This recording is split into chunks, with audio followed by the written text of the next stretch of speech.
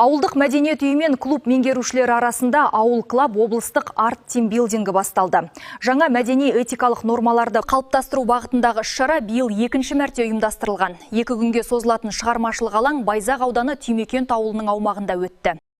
Іс-шараға облыстың барлық ауданынан ауылдық мәдениет үйі қызметкерлері мен клуб меңгерушілері қатысты. Әр команда 40 минуттық концерттік бағдарлама ұсынып, өз өңірінің мәдени тыныс-тіршілігін паш етті. Бұдан бөлек қатысушылар интеллектуалдық және шығармашылық сайыстарда бақ сынасып, түрлі ойындар мен байқауларға белсене қатысқан. Тоғысқан бүгінгі арт тимбилдингте шығармашылық қана емес, кітапты да құрметтеу, мінекей мерекелік кеші десек те болады, Кітап оқыған қоғам, ол болашағын ойлайтын адам.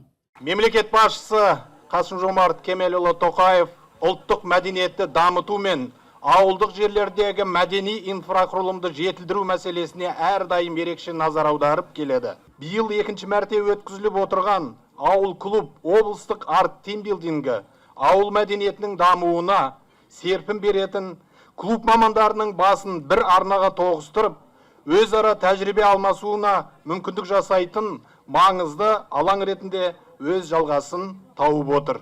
Арт тимбилдинг өңірдегі әр ауданнан бас қосқан мәдениет үйі және клуб меңгерушілеріне шығармашылық шабыт сыйлау мақсатында ұйымдастырылғанын атап өтейік. Клубтардың қажеттілігі мен қоғамдағы орнын айқындаған жиын жаңа креативті идеялар мен инновацияны пайдалануға да жол ашты. Үлкен деңгейде керемет биыл екінші жыл ұйымдастырылып жатыр.